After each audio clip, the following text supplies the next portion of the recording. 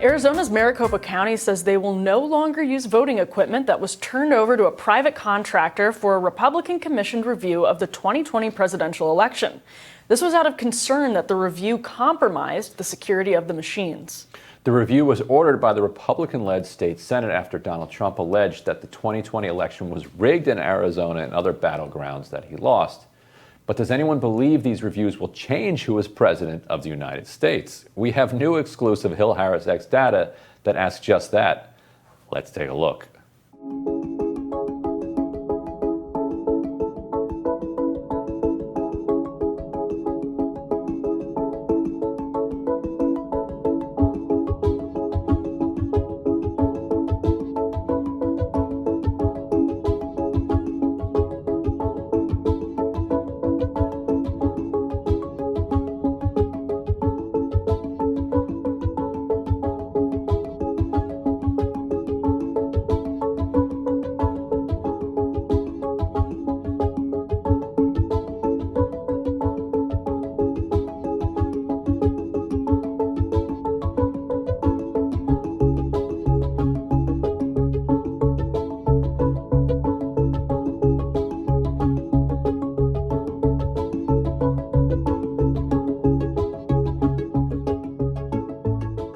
Disappointed when Trump lost the election? I was disappointed in the lack of truth and the election fraud that took place within it. And it's coming out right now in Arizona, and it's going to be a domino effect to the truth that's moving forward. Unless I'm mistaken, this is the first forensic audit of a presidential election.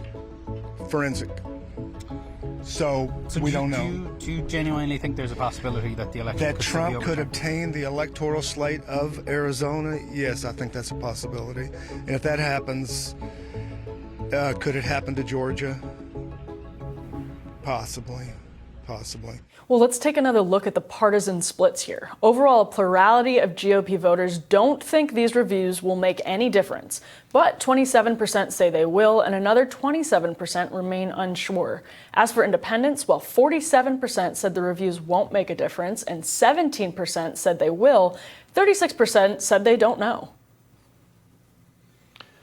This data is consistent with recent Hill-HarrisX research that a majority of GOP voters believe Biden won the election by voter fraud. Roughly a third say Trump will be reinstated to office this year. And now we're seeing one third also say they believe the election review will change who is president, which stands to reason. If a third of them think he's going to come back into office, this is the mechanism by which Republicans are suggesting that he's going to come back into office. What do you make of this? I was going to say this is totally consistent with exactly what we talked about yesterday, that you do have a chunk, and we had a great conversation on this, you do have a big chunk of the Republican electorate that really genuinely believes that Donald Trump could become president, or that he is not president for unfair reasons.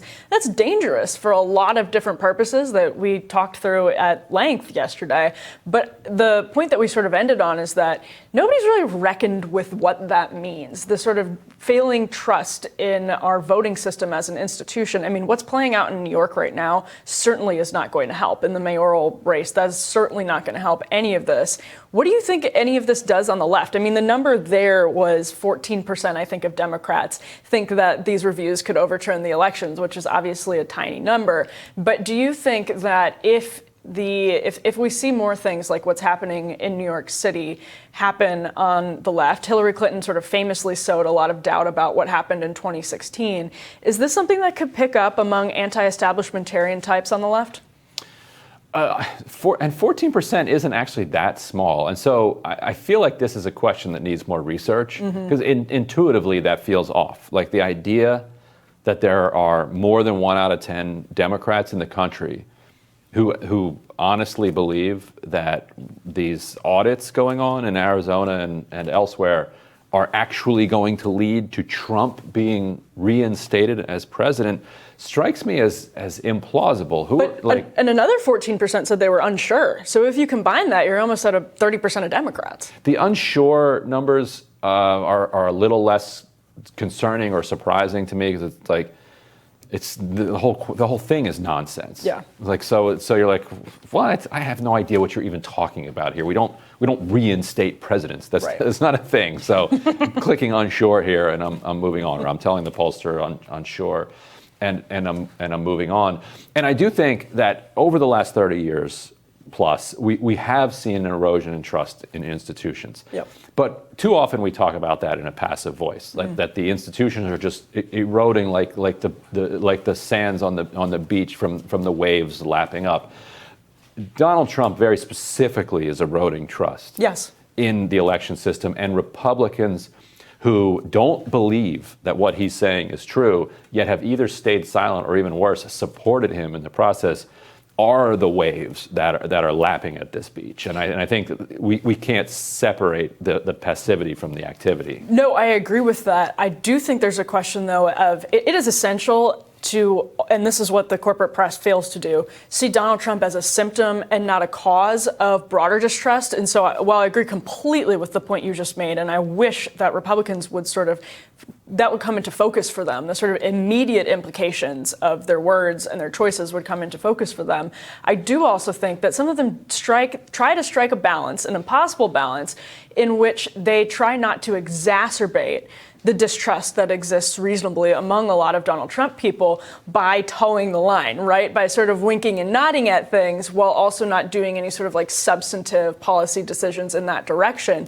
And the question then becomes, what's the cost-benefit analysis there? What is the immediate cost of winking and nodding at conspiratorial thought that Donald Trump, I don't think believes. I think it's very exploitive. I think it's something that he exploits. He throws things out there in a way that people really genuinely believe because they trust him, and they have reason not to trust other people.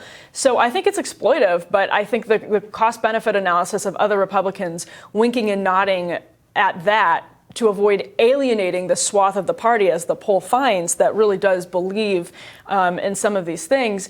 What's the immediate cost of that to our institutions, exactly as you said, versus the benefit of reaching people who obviously do need to be persuaded? Right, and the fact that the auditors' manipulation of the machines has now rendered them unusable for Maricopa County is such a perfect metaphor for the entire situation. But tomorrow on Rising, Matt Taibbi joins us. We also speak with David Dayen about his reporting on the condo collapse in South Florida.